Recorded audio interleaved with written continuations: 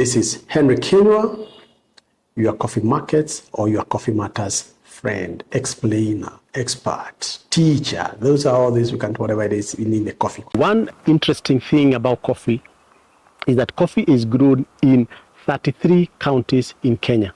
The 11 counties, the Mount Kenya region, Machakos, Kericho, and Nandi. That is the 11 counties, those regions. They are responsible about 76% of all the coffee.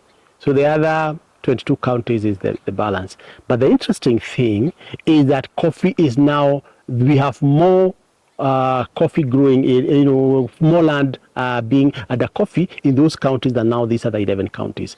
One county that people don't know that it grows good coffee is West Pokot. Actually, West Pokot has been growing coffee for quite a while.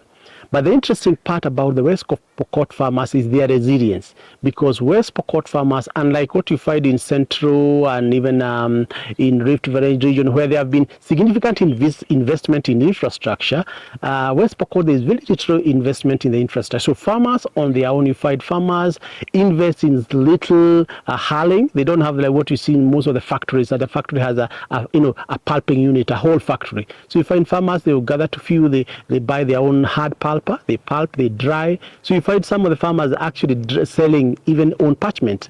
But then with the time they come together and form a cooperative.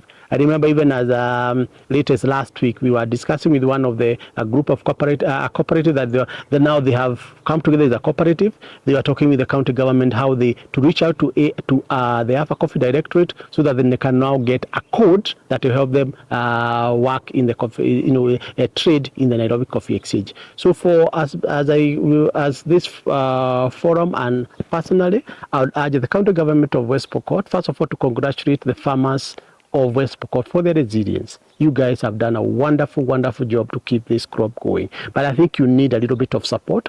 I remember the previous CS of cooperative, Simon Chetgui, had said, I think there was a dispatch from the cabinet that had demonstrated that money had been set aside to be invested in the processing infrastructure. And I think a county like West Pokot, counties like Baringo, need to be the first one in how to be supported to have the right pulping infrastructure, the right drying beds to make sure that they're able to reap the benefit of this good crop now that they have already put in a lot individual investment as farmers. And I think that one I will see the government coming in and supporting them. Second is also for the farmers themselves, keep it up. I think like the groups, the cooperative coming up to get your code, have the coffees traded at Nairobi, continued being traded in the Nairobi Coffee Exchange, and also directly as you will. So if you didn't know, West Pokot is one of the coffee producing counties.